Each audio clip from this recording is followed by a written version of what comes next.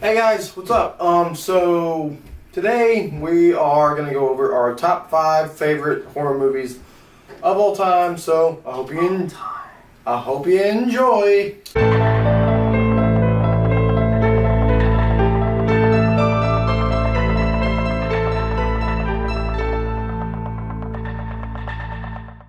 So how this is going to work, we're going to start from the bottom of our list, from our number 5 And spot, go all the way to the top. and we're going to throw it back. We're gonna start from the bottom. Now we're here. So starting with Jacob, Jacob's going to start, and we're just going to toss it back and forth. We're going to spend a few minutes discussing the film, you know, why we liked it, why it's in our top 5. And you guys are really gonna like this because our lists, apart from one movie, are extremely different. Yeah, completely. So- There's no film, so you're going to get 2 different flavors here. So Jacob, starting with you, you're number 5. So it's James Wan. I mean, we talked about it in some of our earlier videos. He, as of 2004, he's He's kind of like the king of Yeah. king of. I mean, he's He's the modern king of horror yeah, right now. he's the modern master of horror. I mean, he just knows his stuff from Saw, Insidious, Conjuring, Annabelle.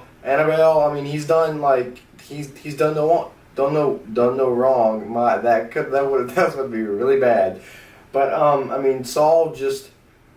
I mean, part of the reason that they didn't film so much outside of that one room with the 2 main characters is because they simply didn't really have the money, and it made, I think, A bunch of money. yeah, back, it though. made a bunch of money back. And I mean, the first one, Look at that. We got what, 7 films? Yeah. In that And- franchise, and now we're getting an 8th. and the 8th one, I'm hoping they get back to the first one. I'm hoping that's the They've tone taken they enough go time for. off from it, so Like, they have the opportunity. The thing with the Saw movies that I personally didn't like we said in our last video, is it went from good to it just snowballed. Like it started good and then it just kind of got mediocre over time. I'll say this to complement kind of what you're saying.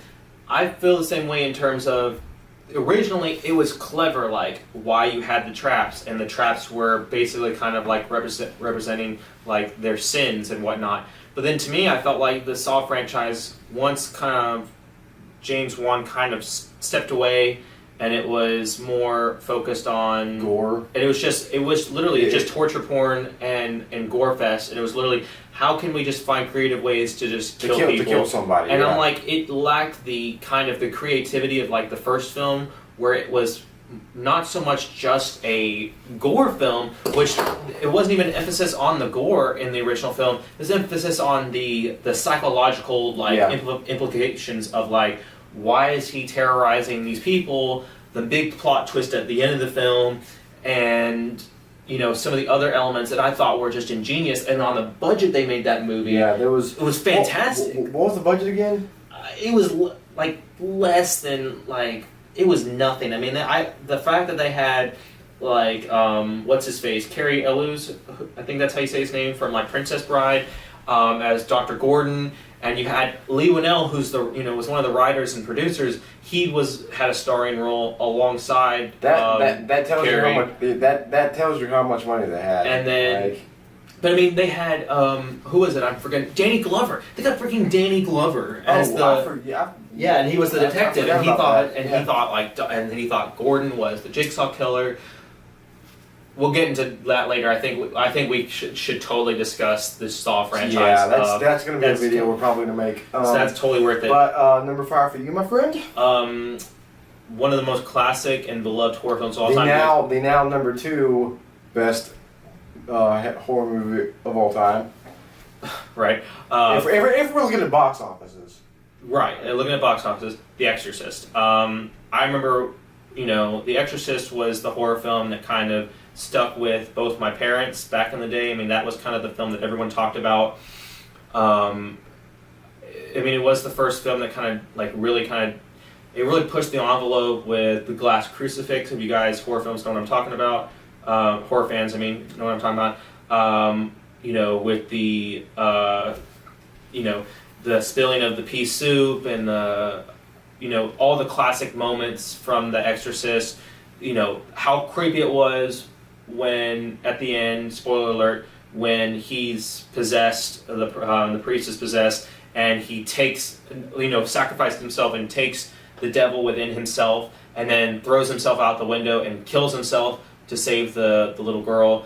I thought, that film, it was just creepy and scary as. And disclaimer, he's the exorcism fan in the room. I don't. He will not watch him. I don't. I won't watch him. He's like Big Sean. He doesn't know. So I'll watch literally any other horror film except exorcism. He'll watch sci-fi horror, psychological horror, suspense horror, but he will not watch. Keep the demons away from me. He will not watch Exorcist-related film. He won't watch Insidious, Conjuring. He won't watch them. Annabelle was, I think, the first time that I remember in recent memory of us being friends that Annabelle was pretty much or Annabelle Creation was a possession. Yeah. And he saw that. So, or no, wait, no. I don't know. You saw the original Annabelle, right? I think so. So I'm sorry, it was Ian and I that went with Natasha to go see. But yeah.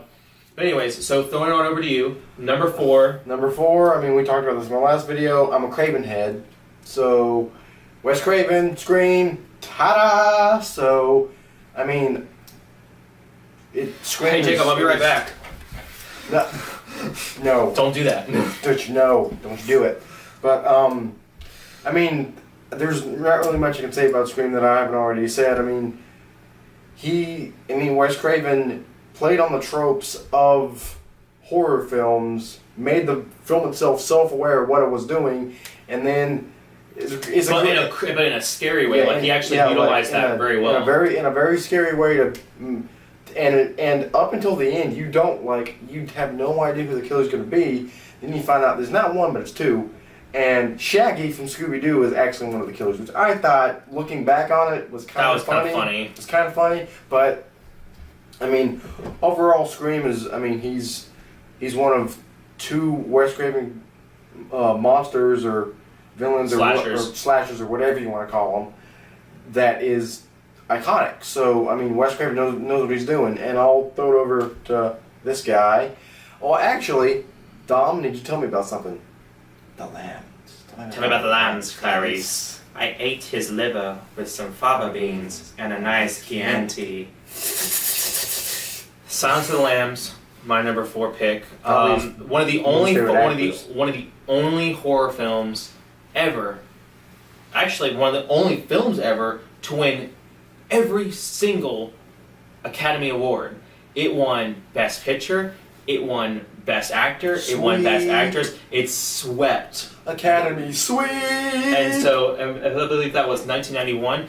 One of the only few films in history, and it was a horror film. A film that had, a crazed inmate throw semen on a Jodie Foster. It was a film that had cannibalism. It was a film that had, a man that wanted to be a woman, so he would grab plus-sized women and skin them and then stuff their mouths with, moths and stuff like that. A film that was so out there and so whoa. And also, I don't know if you're going to mention this, 15 minutes. That's the magic number. 15 He was minutes. Literally in the film for a combined 15 minutes. Yeah, I think it was like 12. Yeah, something like that. Yeah, it's 12 to 15 minutes, something like that. But and he won Best Actor, and he was 15 minutes performance. That's how good Anthony Hopkins is as Hannibal Lecter. If you think and that man is Odin, just saying. But yeah, so besides Anthony Hopkins' stellar performance, the film was shot amazingly. It was acted amazingly. The editing was spot on. It ratcheted up the suspense. It was moody. It was dark. It featured, I know not to get sad here, but it featured American Girl by Tom Petty in the middle of the film in a very interesting way. So my heart goes out really quick to Tom Petty and his family at this time. But anyways, Silence of the Lambs, fantastic, wonderful film. So throwing it on over to Jacob here. What's your number 3? In Space. No one can hear you scream. Alien. One of my favorite all-time movies. I think I saw that with my dad when I was, I think 7 or 8 years old, and it scared the crap out of me when I was a kid. And I've seen it hundreds of times since then, and it's still it's still suspenseful. It still scares me. Like, even though I know where everything's coming from, I mean, James Cameron. Well, the creature design, whoever designed the xenomorph, fantastic. It's something. A xenomorph is something straight out of a nightmare. It really is, and just the concept of the xenomorph, how it comes to be, and the fact that its blood is acidic. So and the whole movie, Ripley has to find a way to kill this thing. It's either that or she dies, and the ending of it where she just kicks the thing out of the airlock. Perfect. It was one of the best endings in a movie. Now, are you thinking about Aliens, where she had the walker, or are you thinking about Alien, where she just ejects and then uses the jet engine from the escape pod? Alien. Okay, because I was saying in the first one she uses the engine from the escape pod and blasts it off into space. Yeah, I couldn't. And the second one was when she knocked it with the alien queen, when she knocked it with the when she was in the walker. Get away from her, you bitch! But Alien's one of my favorites. So yeah. So my number 3, just the sound from this film, just the sound of the one particular item in this movie just evokes chills down my spine. The classic film Texas Chainsaw Massacre. I'm not talking about the 2003 remake with Jessica Biel. I'm not talking about Texas Chainsaw Massacre at the beginning. I'm not talking about Trey Songz in Texas Chainsaw 3D. And I'm sure as hell not talking about the origin film Leatherface. I'm talking about the OG, original gangster, Texas Chainsaw Massacre from the 1970s. That film, just from the original opening with the solemn,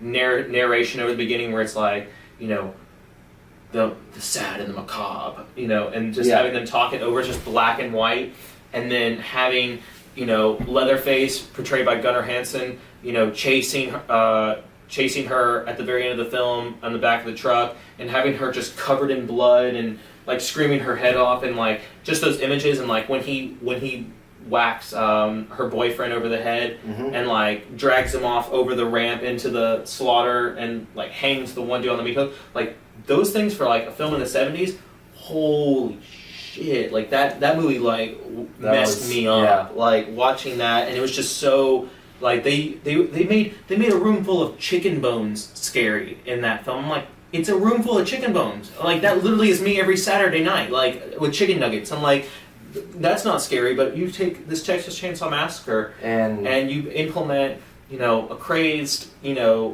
dress wearing psychopath and Leatherface with a chainsaw, and that sound just with him chasing people with a chainsaw, and like the moment is enough to make a grown man wet himself. Well, even in the moment, spoiler alert, but the moment when her and her brother are, the main character and her brother are walking through the forest at night, all they have is these, very unwell lit flashlights, and Leatherface just barreling through the dark forest with no Leatherface, literally chainsaws her brother in his wheelchair, just carves him up with a chainsaw, and and it's all done off screen. You just see his hand shake and his leg shake and his whatever, but he's getting carved up, because you just see Leatherface just back and forth with a chainsaw, and her screams piercing the sounds of his chainsaw. That sticks with you for life. So that's just no, thank you. And I think for number 2, I think we should do this one together. Chris High Five. Woo! So It 2017, baby. That film is so good. I cannot reiterate how good that movie was. The only horror film, and I'm not, and again, I'm not a huge horror film nut like he is, but I saw that film 3 times. Same here. And I can say, I said this in the review, this version of Pennywise versus Tim Curry Pennywise, literally eat him alive. Now that's no disrespect to Tim Curry, because Tim Curry is a legend, and I grew up loving Tim Curry's portrayal of Pennywise. But this Pennywise, holy crap, he doesn't even have to transform. He doesn't even have to transform into what you fear, because to me, that clown is Bill Skarsgård as Pennywise is enough to like. I would just things I would he give did up. with his eyes, the curling up of the smile, his voice, his laugh, everything was just absolutely terrifying, and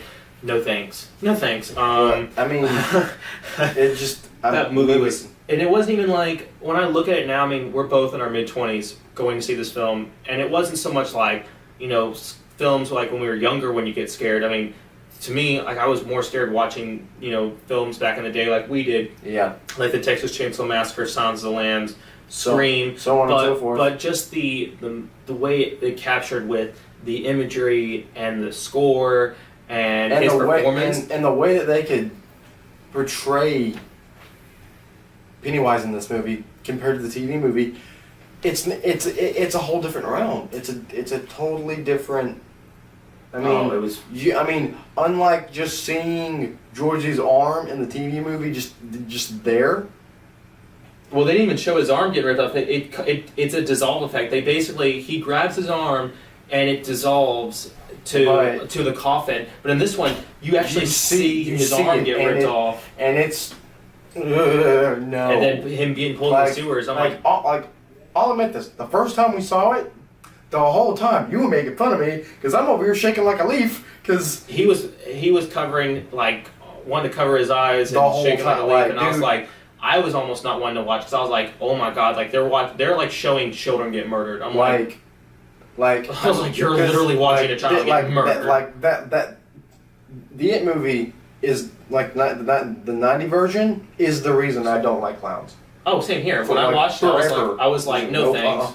No thanks. I'll go to McDonald's and eat a burger, but I'm not sitting with McDonald's ever. And this version capped it off. Just nope. And that's one of my favorite scores. Like in terms of like modern horror, you'll just like listen to it. You love, like, we all know the classic Halloween theme, the ding ding ding ding ding ding. We know Jason Voorhees with ch ch ch. We know the Nightmare on Elm Street. We know all these classic horror themes, but this film, it's gonna go down. It was like this score was so creepy. The way they used like the kids to speak. Like I was actually listening to it. Fun fact, really quick, before we move on to our number one. I was listening to the part with no spoilers here, but there's a part where with Ben in the library when he's flipping through the book.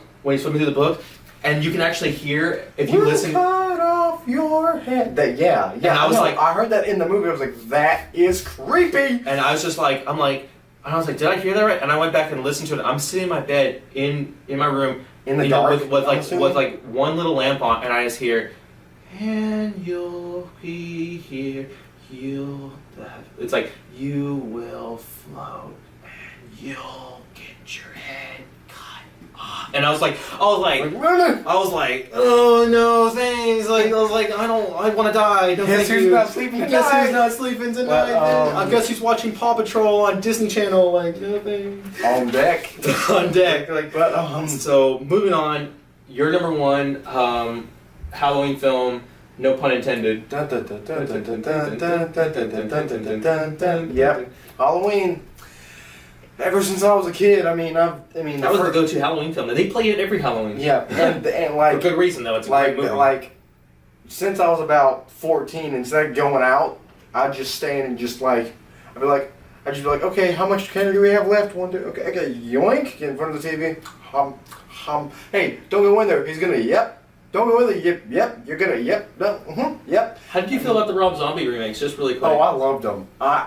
They were so different. They were cool. Yeah, because the thing that I loved about the first one, and the reason that I wanted to see it so bad, it adds a backstory. Mm-hmm. Like it adds a legitimate backstory to why Michael is so crazy. His mom was basically a whore. His dad's a drunk. His sister's abusive. Remember, his sister was like, she was bringing the boyfriend in and having sex with the boyfriend. Like, So, while like- the dad was passed out drunk and the mom was away, Like there's a reason he loses his shit. like there's a reason he goes crazy and I mean, the way that Rob Zombie did it was great. I thought it was a cool interpretation. A lot of Halloween fans piss all over that remake, and I was The like, first one I was was like, good. you guys one, have to separate them and just look at them the for what they are. second, the second one was a little iffy. Out there, yeah. Yeah. I remember the second one. Remember The how white spoiler hole- alert with how Yeah. they ended it, where like Dr. Loomis literally just gets stabbed like 50 times in the face by Yeah. Michael, and then she stabs him once, and like I think she kills Michael, and then walks Yeah. out with his mask on or whatever. And I was then like, the white horse syndrome or whatever. Well, she kept seeing her mom, Yeah, with that. and you know that's Rob Zombie's wife. That was Sherry Moon Zombie, Yeah. who played her mom. So I was like, am I getting Devil's Rejects Over here. vibes? I was like, is she But- turning into Baby over here? I was like, But what? yeah, I mean, But anyways, back to John It was- John Carpenter's Halloween. I mean- so great. yeah, I mean, even the like, I'll even watch the other versions too. Like, to me, my favorites are 1, 2, 4, and 5. Like, Well, three- no one recognizes 3. Because Was it it's- Season of the Witch? Where yeah, it's no Michael Myers at it's all? literally a different. Like, it's not even a. I wouldn't even call it a Halloween movie. It's just a different movie in and of itself. There was like and- they referenced like they had and you know what's so funny for a lot of people that don't know, just casual fans, the mask is actually a sculpt of William Shatner's face. Yeah, I'm like I feel like that's you would a- I- normally think that wouldn't even be that scary, but I feel Michael like Myers- that's I feel like that's common knowledge to most people, but I mean, because I knew that when I was like, Well, my dad told me. My Yeah. dad told me that, but I was like, that. I thought that was so funny, but that's literally like That's William William Shatner murdering people. "Con!" like, Okay. bruh. But yeah, I mean, like I said, I've watched that movie at least 100 times by now, maybe more, and it's just John Carpenter's a man. Same thing about Wes Craven. They created three of the most iconic slashers of all time, and I mean, yeah, Halloween's my number one for many reasons, and let's throw it on to you, Mr. Stephen King fan. So, just to give you a quick, like spoiler warning. Well, not spoiler warning, but a quick hint, wink, wink at what my number one is. I'm man crushing on Stephen King. Say what you will about some of his adaptations. Some of his movies have been less than Yes. well received.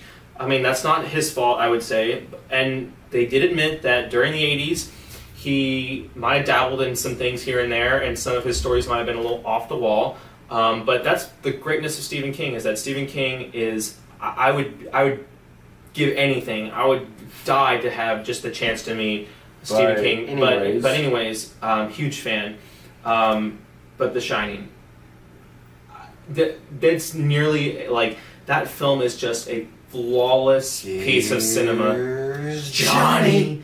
I mean, just some of the most quotable moments of horror, like, and some of the most quotable lines from If you horror. see two little girls in Well, I mean, that's the thing. Like the two get little out, leave. the two little Get girls out. in the hallway, and the quick cuts of showing that they were brutally murdered with like an axe in the hallway, and then the old lady, like the naked lady in the bathtub, and then turns to the old lady. The bartender scene, the running through and knocking down the door. The Here's Johnny scene, red rum, and then no one's like, why is he saying red rum? But he writes red rum, with the lipstick or whatever, and then boom, turns around, murder. Like, holy crap! Had something so simple fly over our heads for this long, and it was just wow. Like, that movie is, I can't find a single thing wrong with that movie. I love the ending. I love the implications. I love that you don't know everything about it. Like, you're trying to. I'm like,